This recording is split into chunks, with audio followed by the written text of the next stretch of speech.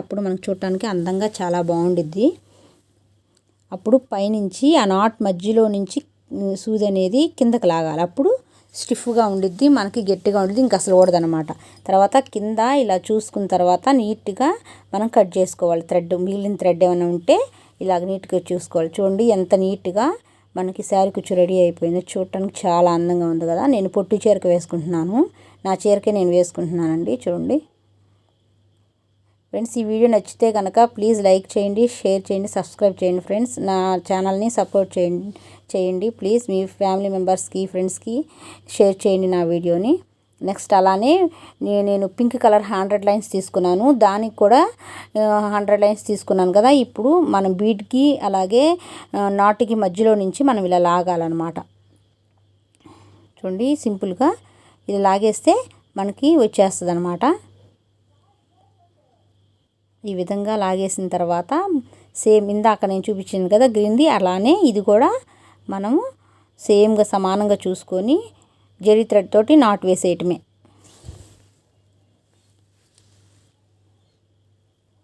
చిన్న నీడిల్ తీసుకొని మనము ఎంబ్రాయిడరీ నీడిల్ ఉంటుంది కదండి, ఆ నీడిల్స్ తీసుకొని జరీ థ్రెడ్కి ఎక్కించేసుకొని మనము ఒక 10 to 15 రౌండ్స్ అనేది వేయాలన్నమాట.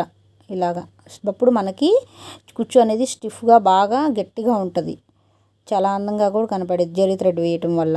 నార్మల్ థ్రెడ్ కూడా వేసుకోవచ్చు, కానీ జరీ థ్రెడ్ వేస్తే ఇంకా చాలా అందంగా ఉంటుందని నేను జరీ థ్రెడ్ యూస్ చేశాను.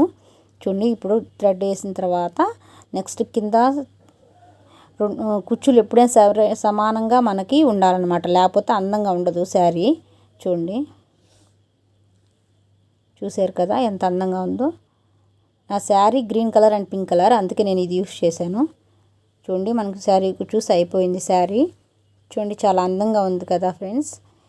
ఈ వీడియో కనుక మీకు నచ్చితే ప్లీజ్ సబ్స్క్రైబ్ చేయండి, అలాగే మీ ఫ్రెండ్స్కి, ఫ్యామిలీ మెంబర్స్కి షేర్ చేయగలరు.